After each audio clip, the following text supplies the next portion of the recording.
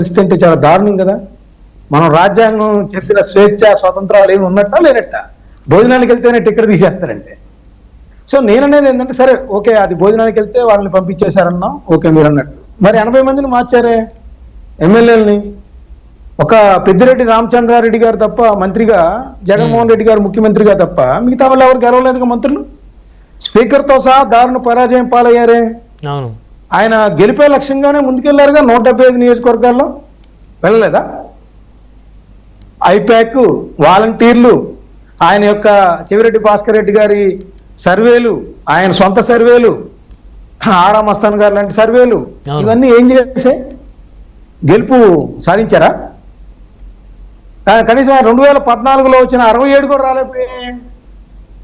అంటే గెలిపే లక్ష్యం అనేది పనిచేయదండి. ప్రజల్లో వాళ్ళకి అభిమానం ఉందా లేదా? ప్రభుత్వ వ్యతిరేకత, ఇప్పుడున్న కూటమి సర్కారు మీద ఎంత వ్యతిరేకత ఉంది? జగన్మోహన్ రెడ్డి గారు ఆ వ్యతిరేకత నేపథ్యంలో మళ్ళీ ఆయన సరైన పరిపాలన అందిస్తారా లేదా, ఈ విషయాల మీద దృష్టి కేంద్రీకరిస్తారు తప్పితే, ఇప్పుడు మనం ఇక్కడ చూసాం మొన్నదాకా ఏంటి, ఆయన 40% ఓట్లు అని చెప్పారు. ఇప్పుడు సురేష్ గారు ఒక క్వశ్చన్ అడుగుతాను, ఆయన ఏం అసలు 40% ఓట్లు వచ్చాయి, అంతకుముందు మీరే చేశారు, రైతులకి మద్దతు ధరలు ఇచ్చారు, అన్ని మేనిఫెస్టో అని అన్ని 99% అమలు చేస్తారు, దేశంలో ఎక్కడ లేని విధంగా. ఎందుకు ఓడిపోయారంటే ఎవరు చెప్పట్లా. అది వింతైన సమాధానం. అది నేననేది ఏంటంటే, మీరు ఇప్పుడు మనం డిబేట్ లో ఏమన్నారు, పొరుగు రాష్ట్రాల ఎన్నికల ఫలితాలు ఇక్కడ ప్రభావం ఏపీ మీద చూపుతున్నాయా అన్నారు. ఖచ్చితంగా చూపుతాయి. ఏఐడిఎంకే ఉంది అక్కడ. జయలలిత నేతృత్వంలో చాలా స్ట్రాంగ్ గా 7 సార్లు అధికారంలోకి వచ్చింది గతంలో ఎంజీఆర్ గారి దగ్గర నుంచి. అదేవిధంగా డిఎంకే కరుణానిధి గారు 6 సార్లు వచ్చారు. వాళ్ళు కూడా జగన్మోహన్ రెడ్డి గారి లాగే మేము సంక్షేమ పథకాలు అమలు చేశామన్నారు. ఏమైంది? అటు ఏఐడిఎంకే కాదు, డిఎంకే కాదు, కొత్తగా విజయ్ వచ్చారు. డిఎంకే నుంచి 88 స్థానాలు గెలుచుకున్నాడు, ఏఐడిఎంకే నుంచి 22 స్థానాలు గెలుచుకున్నాడు. అంటే జగన్మోహన్ రెడ్డి, ఇప్పుడు సురేష్ గారు చెప్పారు, అసలు రైతులకి ఏమి మద్దతు ధరలు అందట్లో ఏం చేస్తున్నారు జగన్మోహన్ రెడ్డి గారు? పోరాటాలు చేస్తున్నారా? మెడికల్ కాలేజీలు సాధించారా? మద్దతు ధరలు తీసుకొచ్చారా? ఆక్వా రంగం నష్టపోతుంటే స్టేట్మెంట్ ఇచ్చి లేకపోతే ట్వీట్ పెట్టి ఊరుకుంటున్నారా? క్షేత్రస్థాయి పోరాటాలు చేస్తున్నారా వీళ్ళు? ఆరోగ్యశ్రీ జరిగినప్పుడు 4 రోజుల పాటు ఆగితే హాస్పిటల్ దగ్గర ఎక్కడన్నా కనిపించారా మీకు వైఎస్ఆర్సీపీ కార్యకర్తలు? సో గెలిపే లక్ష్యంగా కూర్చొని ఇంట్లో కూర్చొని బ్రహ్మనాయుడు గారినో, మస్తాన్ రావు గారినో, లేకపోతే సురేష్ గారినో, అభ్యర్థులు గారిని నిర్ణయిస్తే కుదరదు కదా. క్షేత్ర స్థాయిలో ప్రజల అభిమానం పొందినప్పుడే, ఈయన మళ్ళీ మా కష్టాలు తీరుస్తాడని అనుకున్నప్పుడే వాళ్ళు తిరిగి అధికారంలోకి వస్తారు.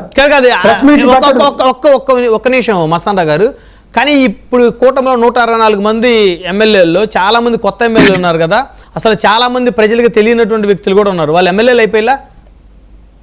అంటే జగన్మోహన్ రెడ్డి గారి మీద వ్యతిరేకత ఆ స్థాయిలో ఉంది కాబట్టి వాళ్ళు ఎమ్మెల్యేలు అయ్యారు. కేవలం పవన్ కళ్యాణ్ గారు కొంత ప్రభావం చూపుతారు, పవన్ కళ్యాణ్ గారు చూపుతారు, తెలుగుదేశం పార్టీ చూపుతుంది, కానీ ఎక్కువగా ప్రజా వ్యతిరేకత ప్రవాహంలో కొట్టుకుపోయారు. అలా గెలిచారు కూడా. వాళ్ళేమో కొట్టుకుపోయారు వైసీపీ వాళ్ళు, వీళ్ళు అదే స్థాయిలో గెలిచారు. ఎవరు తెలియకపోయినా కూడా గెలిచారు. సో అది కూడా మనం చూడాలి. ఇక్కడ ఇప్పుడు పంజాబ్ లో చూడండి, అక్కడ బీజేపీని కాంగ్రెస్ ని కాదని ఆప్ను గెలిపించి కూర్చోబెట్టారు. ఇక్కడ తమిళనాడులో చూడండి, అక్కడ డబ్బులు ఖర్చు పెట్టకపోయినా విజయ్ అభ్యర్థిని గెలిపించి కూర్చోబెట్టారు కదా. అక్కడ వేల కోట్లు. అంటే ప్రజలు ఒక్కసారి వీళ్ళు వద్దు అని డిసైడ్ అయిన తర్వాత అవతల ఎవరు నిలబడ్డా ఓటేయడానికి రెడీగా ఉంటారు. ఖచ్చితంగా ఉంటారు. అయితే జగన్మోహన్ రెడ్డి గారు ఏ భ్రమంలో ఉన్నారంటే, రాబోయే కాలంలో ఈ ప్రభుత్వం మీద వ్యతిరేకత పెరిగిద్ది, ఆ వ్యతిరేకత నన్ను తిరిగి సీఎం చేస్తానేది ఉన్నారు. కానీ ప్రజలు అలా లేరు. 3వ వ్యక్తి కూడా వస్తారు. రేపొద్దున నిన్న పవన్ కళ్యాణ్ గారి మాటలు మీరు గమనిస్తే, మా జన సైనికుల ఆత్మగౌరవం దెబ్బతింటే నేను చూస్తూ ఊరుకోనన్నారు. ఏమో ఆయనే ఇంకొక 3వ పార్టీగా వస్తారేమో, రేపు బీజేపీతో కలిసి వస్తారేమో విడిగా. అప్పుడు పరిస్థితి ఏంటి? జగన్మోహన్ రెడ్డి గారి పరిస్థితి ఏంటి?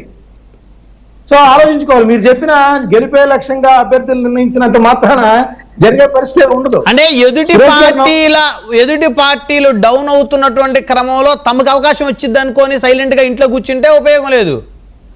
ఖచ్చితంగా ఉపయోగం లేదు. ఎందుకంటే వాళ్ళ పాలన చూశారు కదా. సురేష్ గారు కూడా మేమేమీ కష్టపడలేదు, ఈ కూటమి ప్రభుత్వం పరిపాలన ఎమ్మెల్యేలు తీరే మమ్మల్ని అధికారంలో తెస్తుందని. అదే సార్, జగన్ గారు పరిపాలన చూశారు. ఇప్పుడు ఇంకోటి కూడా చెప్తాను, ఇదంతా తెలుగుదేశం పార్టీ ఎమ్మెల్యేలు అందరూ ఏదో కూటమి 4 పథకాలు అమలు చేశాము, అభివృద్ధి చేస్తున్నాం అంటే అక్కడ కూడా చేశారు స్టాలిన్ గారు. కానీ మీరు చేసే అవినీతి కార్యక్రమాలు, మీరు చేసే ఇసుక, మీరు చేసే మట్టి, వీటిని కూడా ప్రజలు గమనిస్తున్నారు. ప్రజలే కాదు, చంద్రబాబు నాయుడు గారి దృష్టిలో కూడా ఉంది. మద్యం ఎలా అమ్ముకుంటున్నారు, ఇసుక ఎలా ఉంది, లేకపోతే మట్టి ఎలా ఉంది, ఇవన్నీ కూడా చూస్తున్నారు. వాళ్ళకు కూడా వాత పెట్టే అవకాశాలు ఉన్నాయి. చంద్రబాబు నాయుడు గారు తెలుసుకున్నారు కాబట్టి ఆయన రోజు, అరే బాబు మీరు కనుక అవినీతి కనుక పాల్పడితే వన్ టైం ఎమ్మెల్యేలుగా మిగిలిపోతారు, వాళ్ళకు కూడా వార్నింగ్ ఇస్తున్నారు ఎప్పటికప్పుడు.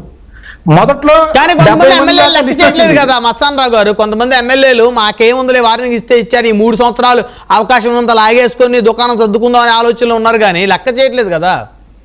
కానీ ఒక్కటి చెప్పండి క్లియర్ గా, మీరు వైసీపీని చాలా దగ్గర నుంచి చూశారు కాబట్టి, జగన్మోహన్ రెడ్డి గారు అంటే ఎమ్మెల్యేలకు భయం ఉండేది. కానీ ఈ కూటమిలో పార్టీ అధినేతలు అంటే ఎమ్మెల్యేలకు ఎంతమందికి భయం ఉంది చెప్పండి కరెక్ట్ గా. సరే, ఎమ్మెల్యేల కంటే భయం ఉండేది ఏముంది? ఇప్పుడు భయం ఉండి ఏం చేశారు వాళ్ళు? ఏమన్నా మళ్ళీ తిరిగి గెలవగలిగారా భయపెట్టి? అసలు 5 ఏళ్లలో 2-3 సార్లు మాత్రమే కలిసిన ఎమ్మెల్యేలు ఎంపీలు ఉన్నారని వాళ్ళే నెత్తినోరు బాదుకున్నారు కదా. సమస్య ఏంటంటే అంతర్గత ప్రజాస్వామ్యం ఎక్కువైనప్పుడు ఖచ్చితంగా నాయకుడి మాటలు, ఇప్పుడు ఆప్షన్స్ ఉన్నాయి. ఇందాక అజయ్ గారు చెప్పారు ఏమని, ఒక నాయకుడు పార్టీలో ఉంటే దానిలోనే ఉండాలని. అది నేను ఏకీభవించను. కేసీఆర్ గారు ఎవరండి? ఎక్కడి నుంచి వచ్చారు? చంద్రబాబు నాయుడు గారు ఎక్కడి నుంచి వచ్చారు? కాంగ్రెస్ పార్టీ నుంచి పోటీ చేసి తెలుగుదేశం పార్టీలోకి రాలేదా చంద్రబాబు నాయుడు గారు? కేసీఆర్ గారు ఎక్కడి నుంచి వచ్చారు? మరి తెలుగుదేశం విభేదించి మళ్ళీ ఆయన టీఆర్ఎస్ పెట్టుకోలేదా? జగన్మోహన్ రెడ్డి గారు ఎక్కడి నుంచి వచ్చారు? కాంగ్రెస్ పార్టీ నుంచి విభేదించి రాలేదా? అవును. అలాగే ప్రజారాజ్యం నుంచి పవన్ కళ్యాణ్ గారు రాలేదా? నేననేది ఏంటంటే వాళ్ళకి నచ్చని వ్యవహారాలు ఆయా పార్టీల్లో నడుస్తున్నప్పుడు ఖచ్చితంగా వేరే పార్టీకి వెళ్తానికి ఎవరికైనా రాజ్యాంగం అవకాశం కల్పించింది. సో ఒకే పార్టీలో అదే విధంగా ఉండాలనే ఇది కూడా కరెక్ట్ కాదు. ఇప్పుడు మనకు తెలుగు రాష్ట్రాల్లో పరిపాలిస్తున్న రేవంత్ రెడ్డి గారు కానీ, కేసీఆర్ గారు కానీ, చంద్రబాబు నాయుడు గారు కానీ, జగన్మోహన్ రెడ్డి గారు కానీ, మొన్న ఉన్న కిరణ్ కుమార్ రెడ్డి గారు కానీ ఏ పార్టీలో ఉన్నారు? ఎలా గోడలు దూకుతున్నారు? అందరు దూకినోళ్లే కదా, కాదా? అందరూ దూకినోళ్లే, అందరూ ముఖ్యమంత్రిగా పనిచేసేవారు దూకినోళ్లే. అంటే ఒకే పార్టీలో ఉండటానికి కూడా ఎవరు రాజ్యాంగం కల్పించిందండి. ఆ నాయకుడు సరైన విధానంగా వ్యవహరించలేకపోతే వేరే విధంగా వెళ్ళిపోతారు ఖచ్చితంగా. అది రాజ్యాంగం కల్పించిన హక్కు. అయితే నేననేది ఏంటంటే ఖచ్చితంగా ఇప్పుడు జనసేన కానీ, టీడీపీ కానీ పక్క రాష్ట్రంలో ఏదైతే విజయ్ వ్యవహారం నడిచిందో ఆ నేపథ్యంలో వాళ్ళు అంతర్మథనం ప్రారంభమైంది వాళ్ళలో కూడా. ఒకటేమో డిఎంకేని చూసేమో తెలుగుదేశం పార్టీకి, అదేవిధంగా విజయ్ లాంటి పార్టీ చూసేమో టీవీకే పార్టీని చూసేమో జనసేనలో. సో అంతర్మథనం మొదలైంది. జగన్మోహన్ రెడ్డి గారు ఎట్టు ఉన్నారు? ఏంటది? వీళ్ళు కనుక మేము కళ్ళు మూసుకుంటే 3 ఏళ్లలో వచ్చేస్తాం, వీళ్ళ వ్యతిరేకత మమ్మల్ని సీఎం చేసిద్ది. ఆయన ఒకే ఎజెండాతో ఉన్నారు. ఆయన పని మానేసి ఆ పని మీద కూర్చున్నారు.